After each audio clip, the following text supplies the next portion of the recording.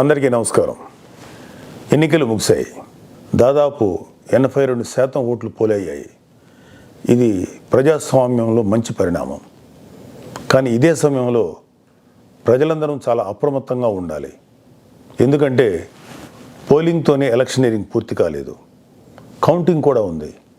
ఓటమి కళ్ళ ముందు కనిపించడంతో వైసీపీ అసురగణం ఎంతటి అరాచకానికి ఒడిగొడుతుందో పల్నాడు, తాడిపత్రి, తిరుపతిలో చూసాం. సైకోపాత్ అనే మాట మనం వింటూ ఉంటాం. ఈ జగన్మోహన్ రెడ్డి కూడా ఆ కోవలోకి వస్తాడో లేదో తెలియదు, కానీ ఖచ్చితంగా అతను ఒక సోషియోపాత్. ప్రజలను కులాలుగా, వర్గాలుగా, పార్టీల వారీగా విడదీసి చిచ్చులు పెట్టి ఆనందించే రకం. అతనిలో ఆ మానసిక స్థితిని మొదట్లో ఎవరు గుర్తించలేకపోయారు.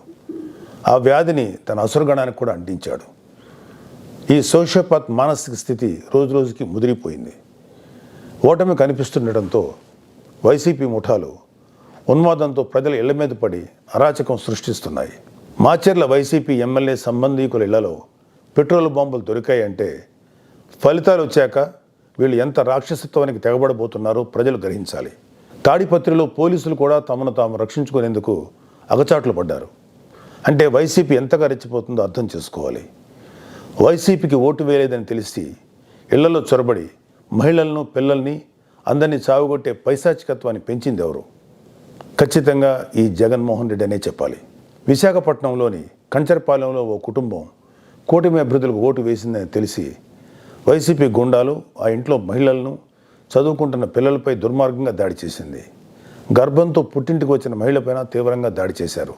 అంటే వైసీపీ రాక్షసత్వం ఏ స్థాయిలో ఉందో తెలుసుకోండి. ఇలాంటివన్నీ తెలుసుకొని చిక్కటి చిరునవ్వులు చెందించే వ్యక్తిని ఏమనాలి? మహేష్ బాబు స్పైడర్ సినిమాలో విలన్ సూర్య గుర్తొస్తున్నాడు కదూ. ఉత్తరాంధ్ర నుంచి రాయలసీమ వరకు ఎన్నికల అనంతరం హింసను ప్రేరేపించడంలో వైసీపీ ఓటమి కనిపిస్తుంది. రాబోయే ఓటమిని కప్పిపుచ్చుకునేందుకే ఈ దాడులు చేస్తుంది.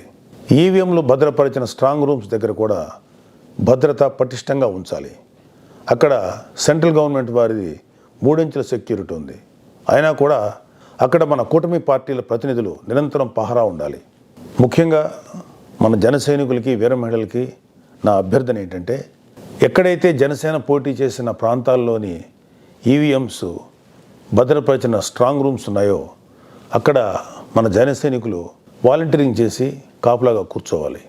ఈ అవకాశాన్ని ముఖ్యంగా మనం వదులుకోవద్దు, వాడుకుందాం. ఈ వైసీపీ దుర్మార్గులను ఏ దేశంలోనూ తేలిగ్గా తీసుకోవద్దు.